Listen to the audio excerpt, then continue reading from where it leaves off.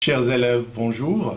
Dans le cadre de la continuité pédagogique recommandée par le ministère de l'Éducation nationale et celui des cours à distance discernés au profit des élèves de lycée, notamment ceux du tronc commun, nous avons le plaisir aujourd'hui de vous présenter une leçon de révision qui porte sur le 4e module, celui du bourgeois gentilhomme, et ce dans cette séquence de révision qui vise à vous préparer en quelque sorte pour les éventuels examens et les éventuels contrôles que vous allez passer.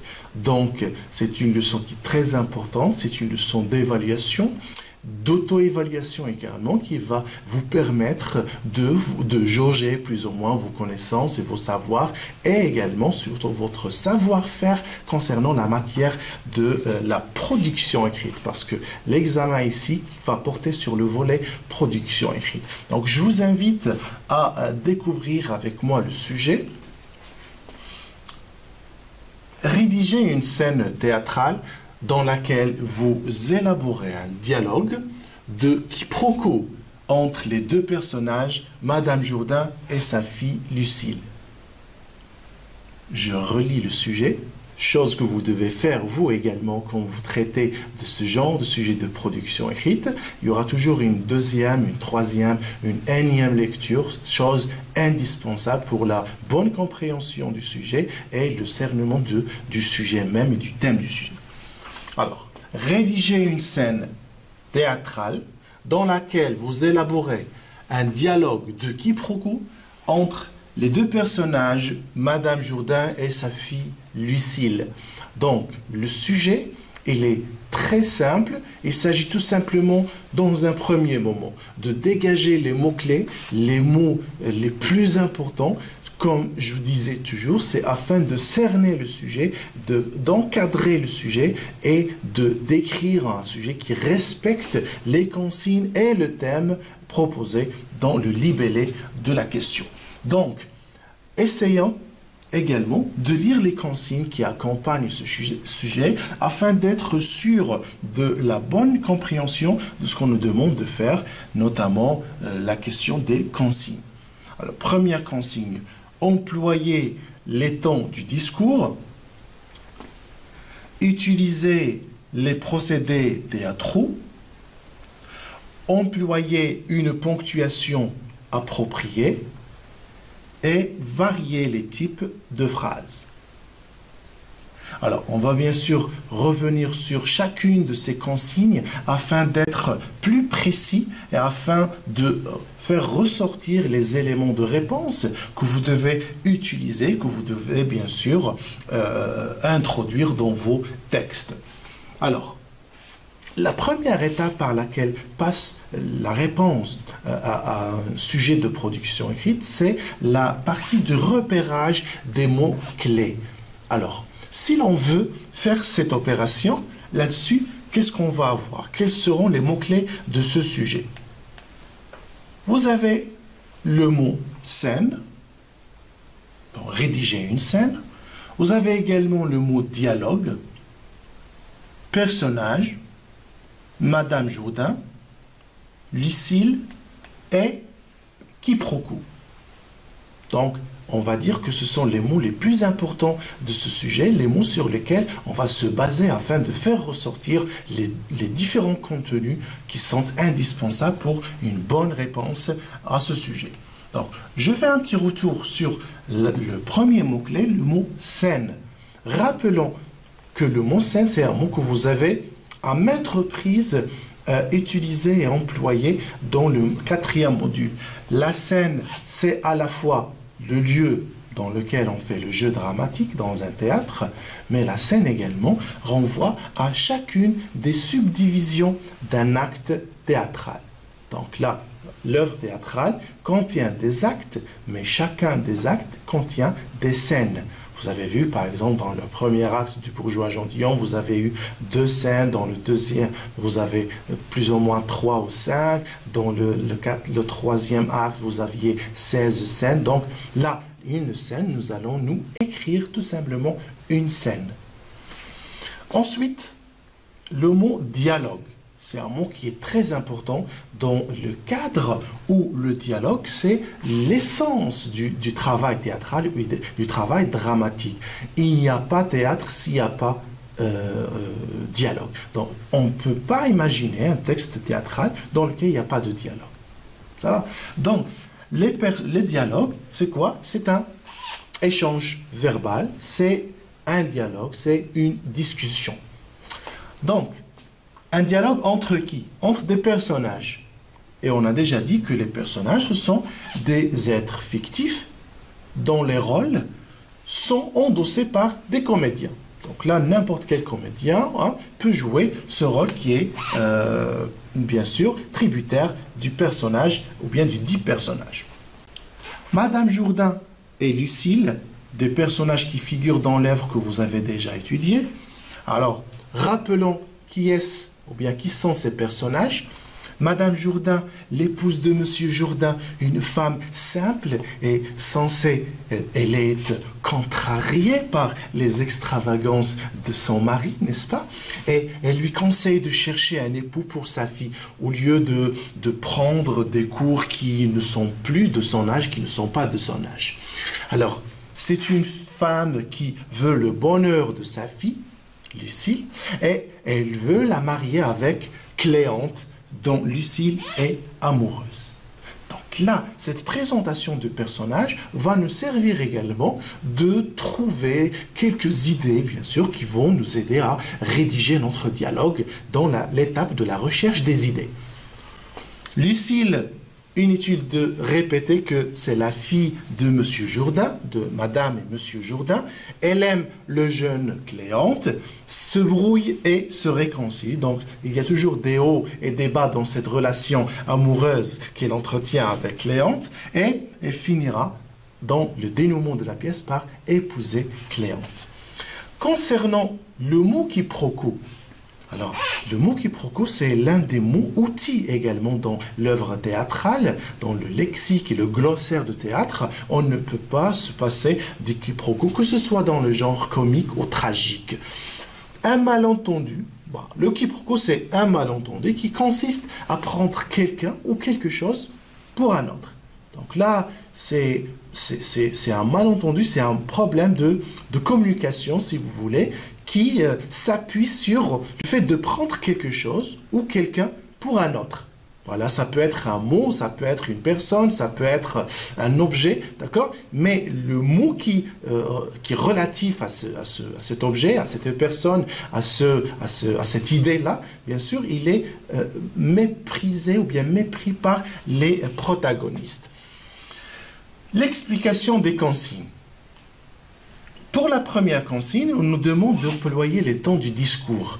Alors, bien évidemment, le discours, c'est un système d'énonciation qui s'oppose souvent à celui du récit. Rappelez-vous, dans la leçon de l'énonciation que vous avez vue au long de cette année, peut-être dans toutes les leçons de langue, vous travaillez sur l'énonciation. Donc, vous avez bien sûr deux systèmes d'énonciation et chacun de ces systèmes s'appuie sur des emplois temporels, chronologiques qui vont conformément à la nature de ce système. Alors, pour ce qui est des discours, vous avez principalement le présent de l'énonciation. Donc, le présent, c'est le temps primordial, axial du discours, et vous avez toute cette aura chronologique qui se rapporte au présent, notamment le passé composé, le passé récent, le futur simple, le futur proche, le conditionnel passé, le conditionnel présent, le subjonctif comme un mode distinct également qui peut être utilisé au détriment, en fonction des émotions, des certitudes et des incertitudes des personnages. Bref, les temps du discours, c'est une leçon que vous avez déjà faite et vous pouvez bien sûr revenir sur vos cahiers, sur vos manuels pour voir les ressortissements de cette leçon. Les procédés théâtraux. Alors, il s'agit de toute cette armada de connaissances, ces savoirs, ces connaissances, ce lexique que vous avez accumulé au long du module. C'est à la fois le langage verbal et le langage non verbal.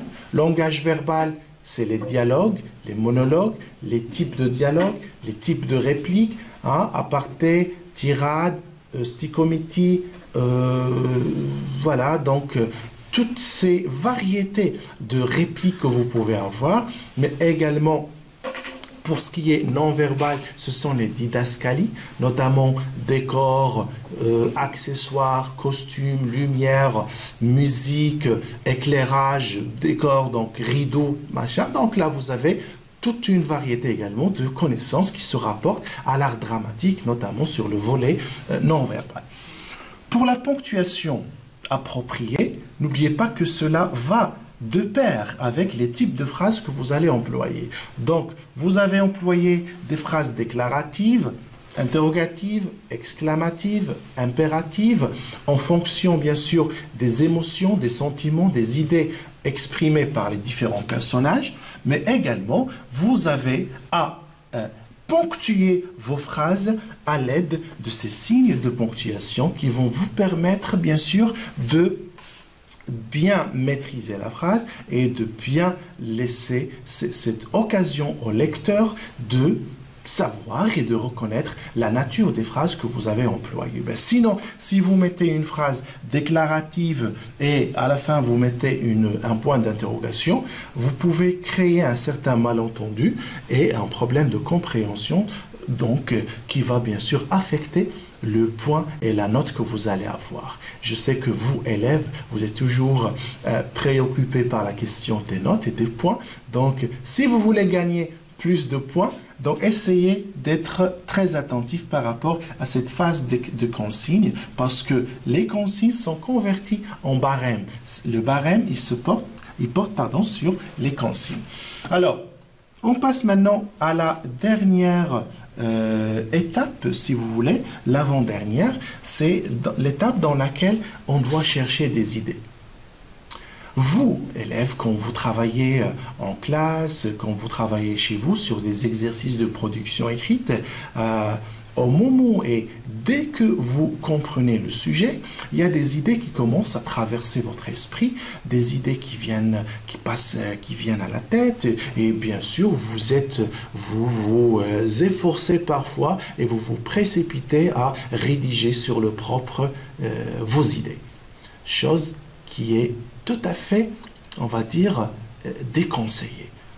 Ce qui est bien, ce qui serait préférable, c'est d'organiser les idées avant de les écrire au propre.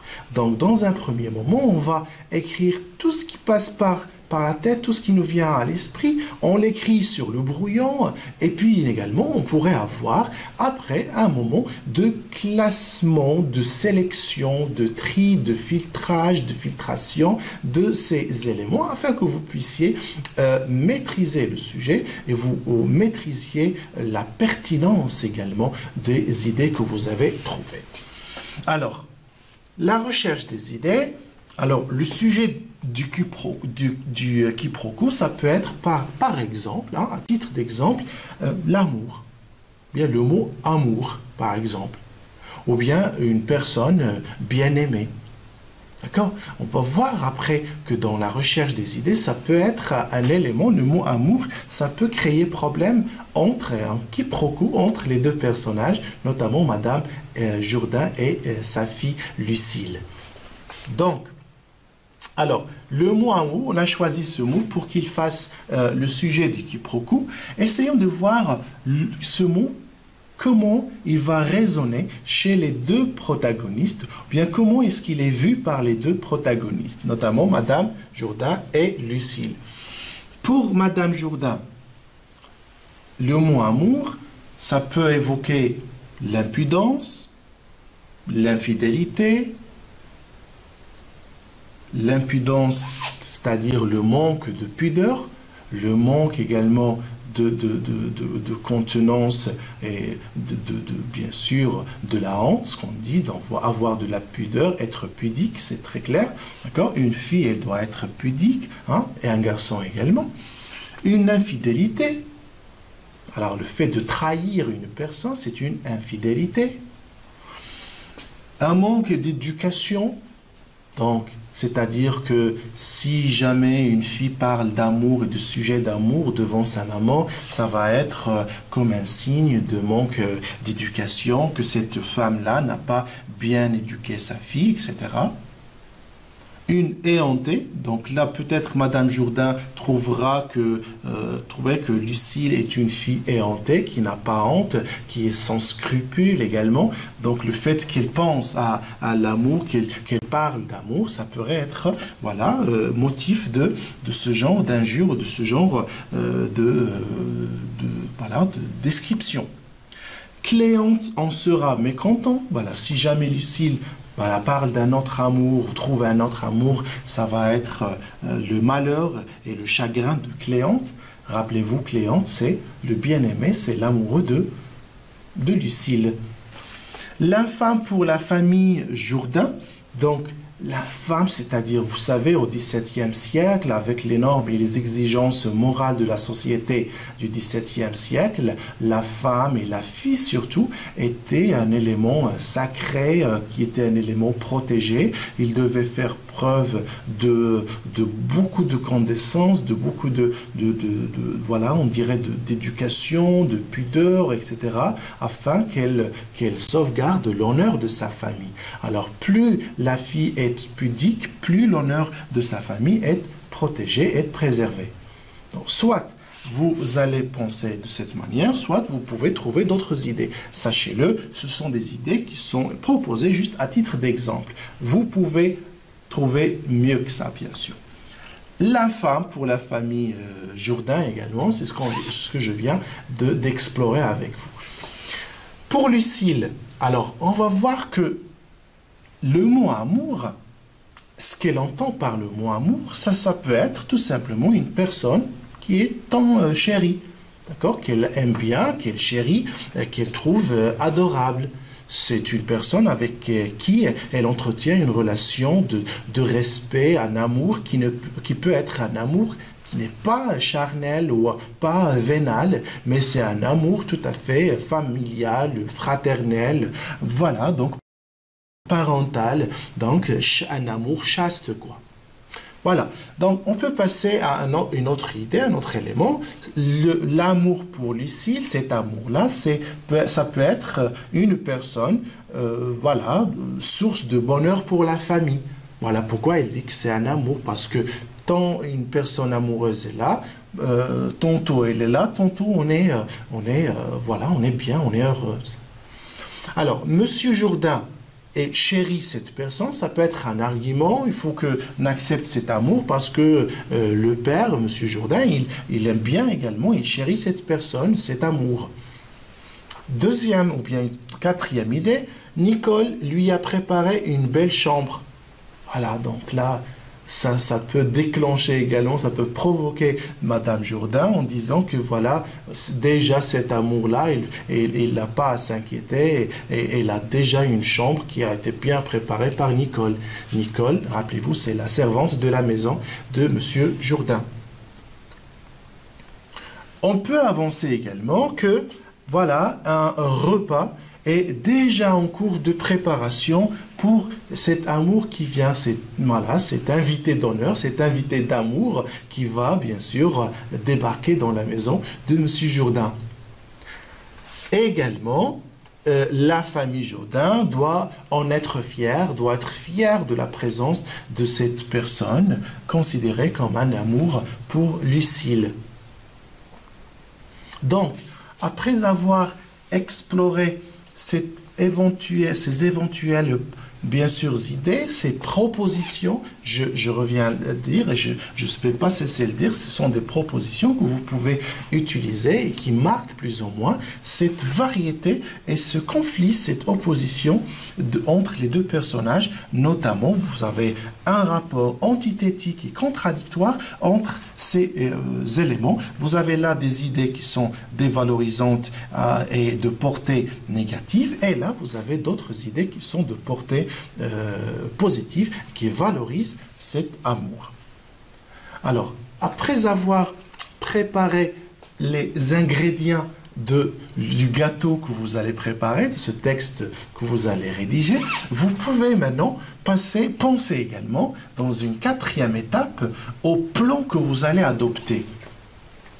Donc, le plan de notre dialogue, qui doit contenir des idées, mais également les procédés théâtraux, doit en quelque sorte respecter un certain déroulement. Cette scène, oui, quoique c'est une scène, quoique ce soit une scène bien précise, mais on peut également penser à l'introduction au début et à la sortie ou bien la fin de cette scène. Sachant qu'une scène dans un acte, ça se connaît par l'entrée et la sortie d'un personnage.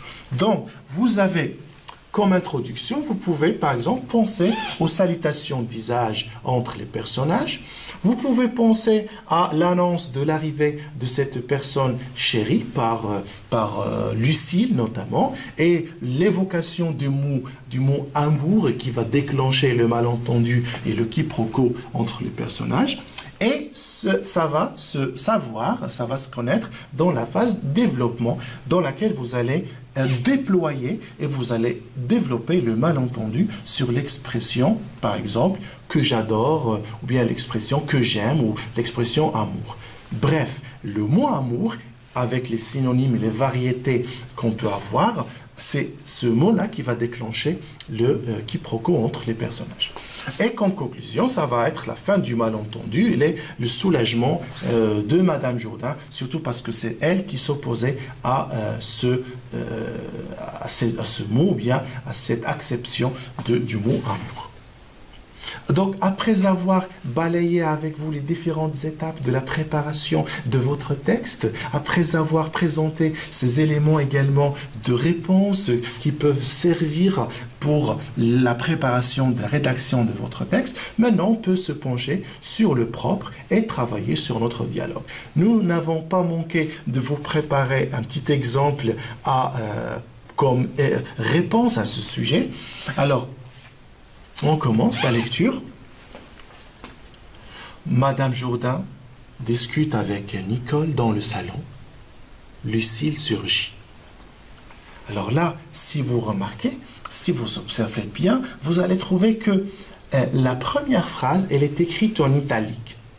Donc, cela veut dire qu'il s'agit ici d'une didascalie, d'une indication scénique. Donc, ne manquez pas dans vos productions écrites, surtout les textes théâtraux, de marquer une certaine nuance, une certaine différence, afin de démarquer les didascalies par rapport aux répliques. D'accord? Donc, Madame Jourdain, elle est là, elle discute avec Nicole dans le salon, et puis Lucille surgit. Donc, l'entrée de Lucille, c'est ce qui va marquer le début de la scène. Bonjour, maman. Nicole, un café, s'il te plaît. Là, Nicole, elle sort. Donc, l'entrée et la sortie de Nicole et l'entrée de Lucille, ça marque le début de la scène. Donc, Nicole ne va pas faire, bien sûr, partie de cet échange verbal. Donc là, on respecte, bien sûr, ce qu'on demande, un dialogue entre deux personnages. Lucille. Bonjour maman. Nicole, un café s'il te plaît. As-tu bien dormi mon ange? Oui maman. En plus, je ne pouvais pas rester au lit, sachant qu'une personne qui m'est très chère va nous rendre visite aujourd'hui. Donc, une personne qui m'est très chère. Donc, c'est une personne qui est chère surtout pour Lucille. Donc, ça va déclencher plus ou moins ce malentendu. Là, on a le début, d'accord, du malentendu. Ça commence à chauffer. Madame Jourdain, qu'est-ce? Est-ce que tes oreilles entendent ce que tu es en train de prononcer? Quelle impudeur! Lucille, maman, allez, papa sera très ravi de la revoir parmi nous. Il l'aime trop, lui aussi. Il l'aime trop. Donc là, vous avez la tension qui va augmenter et vous avez bien sûr Madame Jourdain qui va s'énerver plus ou moins contre sa fille. Mais ma fille Cléante, qu'en dira-t-il? Cléante. Cléante, rappelez-vous, c'est voilà, le bien-aimé et c'est l'amoureux de Lucille. Qu'en dira-t-il? Ce serait une infidélité. Lucille, mais maman, s'il te plaît, ne parle pas ainsi. Tu ne dois pas être grincheuse et rabâcheuse aujourd'hui. Pense à tout le bonheur qui va régner dans notre maison, qui se réveille et dort au rythme de tes disputes avec papa. Pense à tout le bonheur qui va régner dans notre maison, qui se réveille, qui dort au rythme de tes disputes avec papa. Donc la maison, elle est toujours en tension à cause de ces confrontations entre les deux épouses, donc entre Madame et Monsieur Jourdain. Et là, vous voyez que pour Lucille, l'arrivée de cette personne, ça sera une occasion de quoi? De félicité et de bonheur. Madame Jourdain, n'en rajoute pas, Lucille. En plus, les gens, que diront-elles? Madame Jourdain n'a pas su bien éduquer sa fille? Celle-là, éhontée, impudente, insolente. Je ne te permets pas de souiller l'honneur de notre famille. N'en rajoute pas. A fortiori que ton père, lui aussi, a perdu sa raison. Jour et nuit, il chante sa nouvelle sérénade qu'il va offrir à son ami Dorante. Tu sais, il la chante même dans ses rêves. La nuit, je n'arrive pas à fermer les yeux. Soudain, quelqu'un frappe à la porte. On entend un cri de joie de Nicole qui arrive sur scène, accompagnée par une femme âgée, sexagénaire, c'est-à-dire une femme entre 60 et 70 ans. Lucille lui saute au cou. « Mamie, enfin t'es arrivée !» Madame Jourdain, après un lent soupir. « C'était toi donc, maman ?»« Oh, Lucille, j'allais perdre la raison. »« Mamie... » Alors, pourquoi, maman?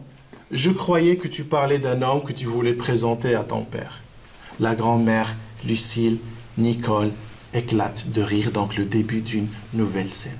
Je vous remercie de votre attention, chers élèves. J'espère que vous avez bénéficié de cette séance et je vous invite à refaire l'exercice chez vous et au plaisir de vous revoir dans une autre leçon. À bientôt.